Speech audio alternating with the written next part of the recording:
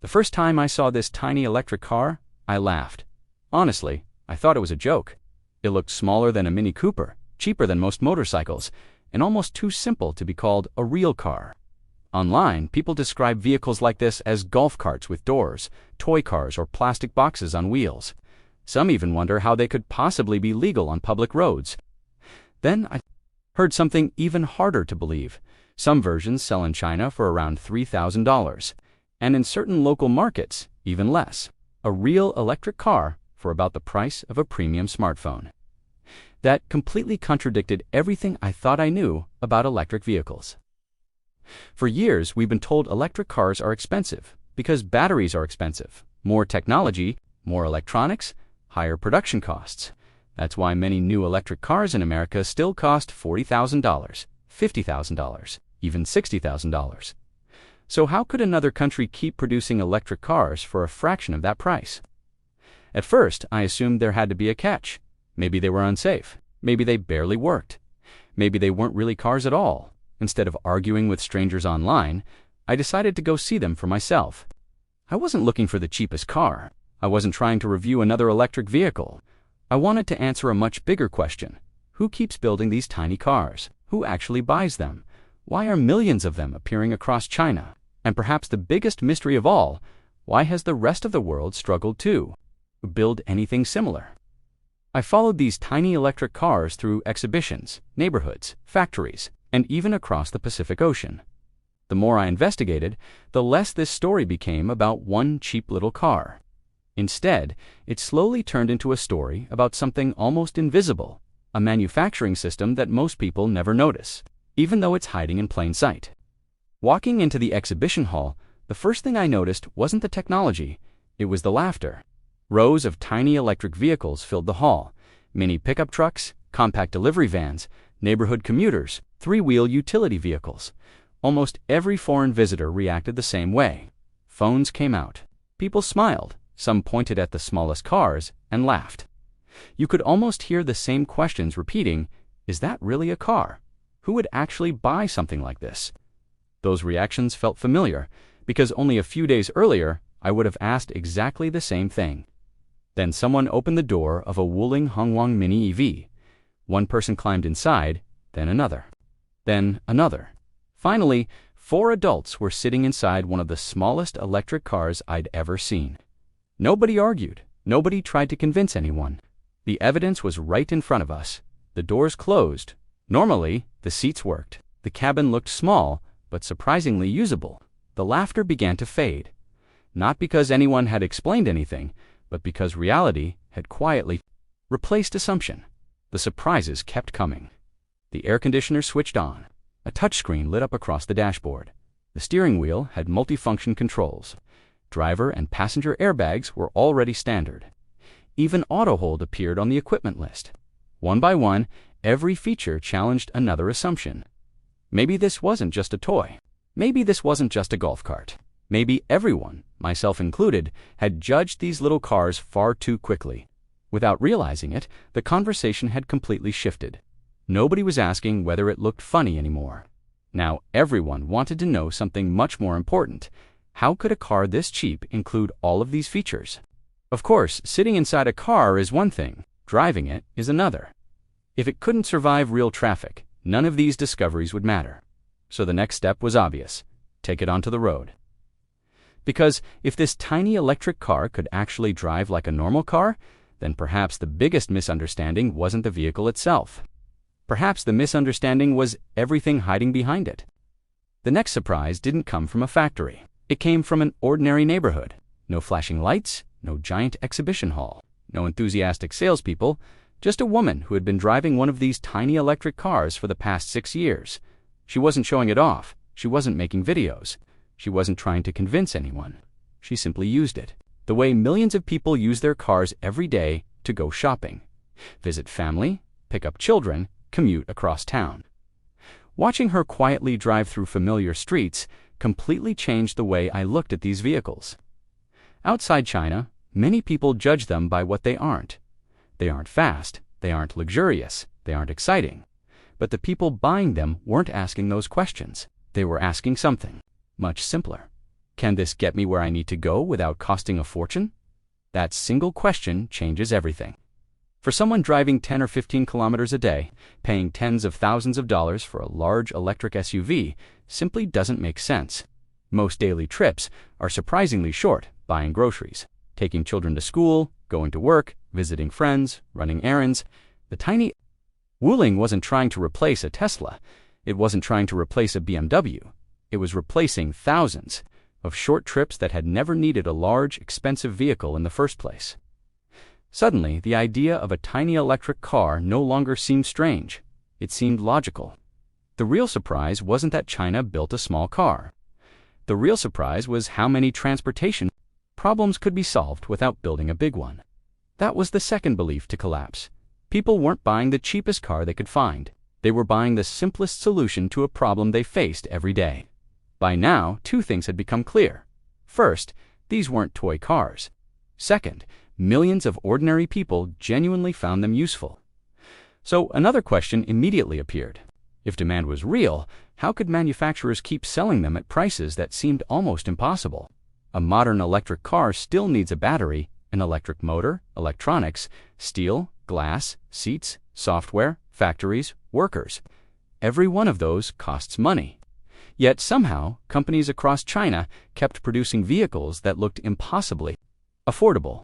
At first, I assumed there had to be one company behind it, one giant manufacturer with an incredible cost advantage. But the exhibition told a very different story. There wasn't just one brand, there were dozens. Some built tiny city cars. Others focused on delivery vehicles.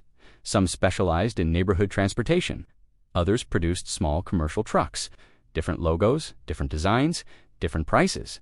Yet the more I walked around, the more everything began to feel strangely connected. That was the moment I stopped looking at the cars and started looking at what surrounded them.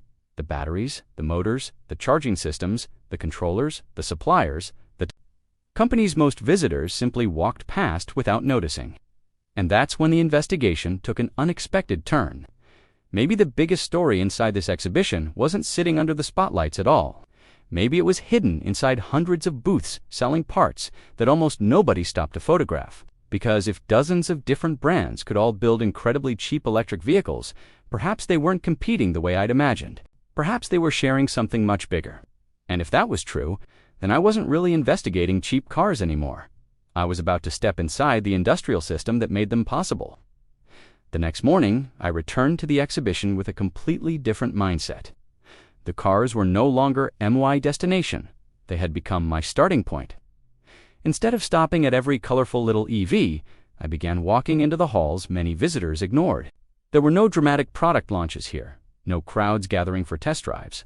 Instead, booth after booth displayed electric motors, battery packs, controllers, charging systems, lightweight chassis, braking components, and manufacturing equipment. At first glance, they looked ordinary, but after seeing the same suppliers appear again and again across different brands, one realization slowly emerged. Maybe these companies weren't all building completely different cars. Maybe they were all building from the same industrial foundation. And if that was true, then the real product of this exhibition wasn't a $3,000 car. It was something far more powerful.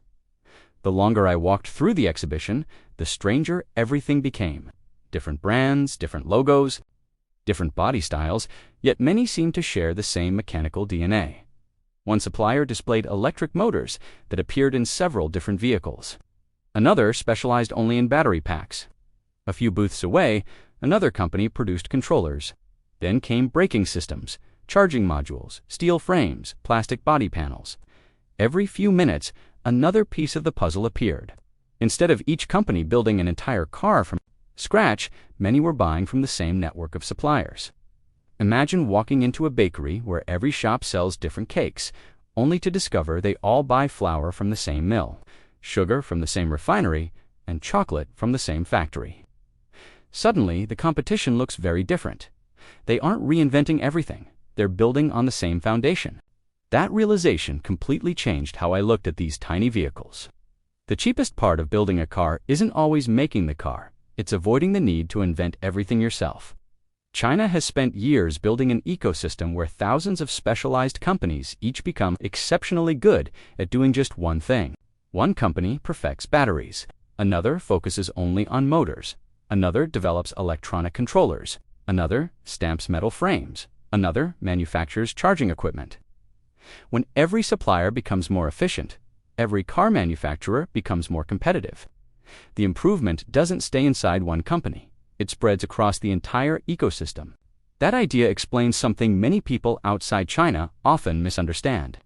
They assume these cars are cheap simply because labor is cheaper.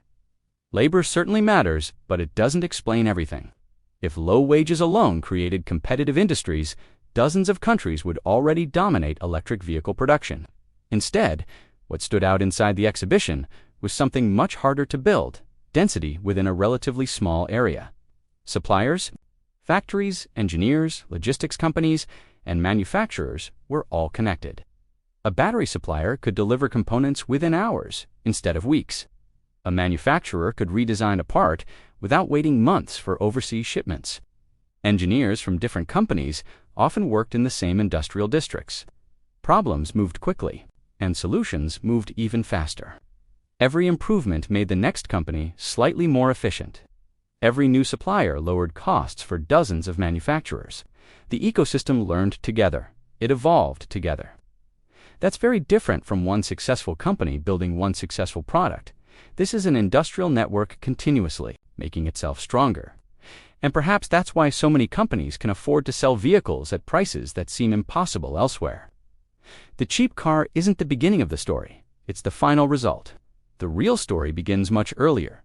Inside thousands of suppliers, most consumers will never know exist.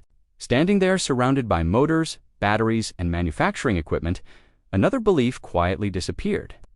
I had started this journey believing China was simply building cheap electric cars. Now that explanation felt far too simple. China wasn't just producing vehicles, it was producing manufacturing capability. Every supplier reduced costs, every factory improved production. Every new customer increased scale, and larger scale made the next generation of vehicles even cheaper. It was a cycle that constantly reinforced itself. Suddenly, the tiny Wuling I'd laughed at on the first day looked completely different. It wasn't an isolated product. It was the visible tip of an enormous industrial iceberg, which raised another question. If this manufacturing ecosystem is so effective, why don't other countries simply copy it? To answer that question, I followed one tiny Chinese electric car far beyond the exhibition hall. This time, the destination wasn't another factory. It was America. On paper, the idea seemed incredibly simple. Find a $3,000 electric car in China. Buy it, ship it overseas, drive away with one of the cheapest electric cars in the world. At first, everything looked surprisingly easy. The car could be ordered online. The paperwork seemed straightforward. Shipping companies were available. For a brief moment, it almost felt like anyone could do it. But that confidence didn't last. Because once the little car left the factory, an entirely different system began taking over. And that system would prove every bit as important as the one that built the car in the first place. The first surprise wasn't the shipping cost. It was how many people suddenly became part of the journey. The manufacturer, the export agent, the freight company, the shipping line, the customs broker, the inspection office, the port authority, the warehouse, the trucking company, the insurance provider. One by one, every step added another layer of cost. The car itself never changed. It was still the same tiny Wuling that had quietly driven through city streets in China. But every border it crossed made it more expensive. Ocean freight, port handling fees, customs clearance, storage charges, safety inspections, registration requirements, import duties, and finally tariffs. A car that looked unbelievably cheap inside China no longer looked cheap after traveling halfway around the world.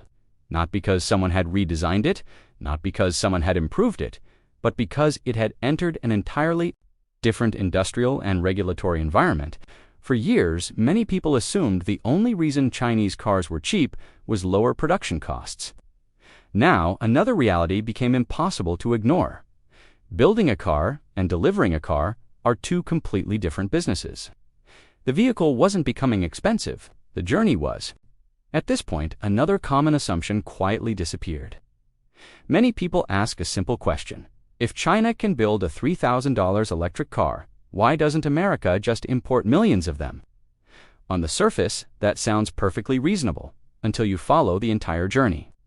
Importing isn't simply buying a product, it's entering another country's legal system, safety standards, certification, insurance requirements, dealer networks, replacement parts, service infrastructure, consumer protection. Every country builds its own rules around its own transportation system. Those rules don't necessarily make a vehicle better or worse, but they do make moving products across borders far more complicated than most people imagine. That explains why copying a product is often much easier than copying the system that produced it. You can buy one tiny electric car. You cannot buy decades of supplier relationships overnight. You can import a battery. You cannot instantly recreate an industrial cluster. Factories can be built, machines can be purchased, but ecosystems grow much more slowly. That realization led to perhaps the biggest discovery of this entire investigation. Maybe the world's automotive competition isn't changing because one company builds a better car. Maybe it's changing because one ecosystem keeps making every company inside it a little stronger every single year. Standing at the port watching containers disappear toward ships bound for overseas markets, I realized I'd been asking the wrong question from the very beginning. I came here asking how China could build a cheap electric car. Now that question felt almost irrelevant. The far more important question was this: what kind of industrial ecosystem can continuously make thousands of companies more competitive at the same time? Because if that question matters, then the tiny Wuling was never the destination. It was simply the first clue. When people talk about the global car industry, the conversation usually sounds familiar. Tesla versus BYD, Ford versus Toyota, Volkswagen versus Hyundai, company versus company, brand versus brand, model versus model. That's how we've understood the automotive business for generations. But after following this little electric car from exhibition halls to neighborhoods, from suppliers to ports, that picture no longer seemed complete because everywhere I looked, I found connections. Battery companies improving, motor manufacturers helping vehicle builders, shared suppliers, lowering costs for dozens of brands at once, factories learning from one another, industrial parks concentrating hundreds of specialized businesses within the same region. The success of one company increasingly strengthened many others. Competition still existed, but cooperation inside the ecosystem was equally powerful. At first glance, the product appears to be a tiny electric car. Look closer, and the product becomes something else: a manufacturing network, a supply chain that can react quickly, suppliers that constantly reduce costs, factories that can rapidly adjust production, engineers solving problems only a few kilometers from the companies that need those solutions. Every improvement spreads across the network. The next vehicle becomes cheaper. The next supplier becomes stronger. The next factory becomes more efficient. That cycle repeats again and again and again. The tiny Wuling sitting quietly in the exhibition hall wasn't remarkable because of its size. It was remarkable because it revealed the existence of a much larger machine operating behind it. When this journey began, I thought the biggest story was a $3,000 electric car. I was wrong. The biggest story wasn't the price. It wasn't the battery. It wasn't even the vehicle. The biggest story was the industrial system capable of producing millions of products that continuously become better, cheaper, and faster to manufacture. People often describe the future of the automotive industry as a battle between companies. After this investigation, that explanation feels incomplete. Increasingly, the real competition looks like something much larger. Not Tesla versus BYD, not Ford versus Toyota, but one industrial ecosystem competing against another. And ecosystems are much harder to copy than products. At the beginning of this journey, I laughed at a tiny electric car. Looking back, I don't think the little car was ever the joke. It simply challenged assumptions. Many of us had never questioned sometimes. The biggest changes don't arrive wrapped in luxury. They don't appear first as expensive flagships or revolutionary supercars. Sometimes they arrive quietly, small enough to be ignored, cheap enough to be dismissed, simple enough to be underestimated. The tiny Wuling may never become the world's most desirable car. That isn't its job. Its real purpose may be something much more important: to reveal an industrial system that has spent years learning how to make transportation more affordable. One supplier, one factory, and one vehicle at a time. History has a habit of hiding major transformations inside ordinary objects. The Model T wasn't just a car. The shipping container wasn't just a steel box. The smartphone wasn't just another phone. And perhaps this tiny electric car isn't simply another cheap vehicle. Perhaps it's the easiest place to see a much bigger story already reshaping the future of manufacturing.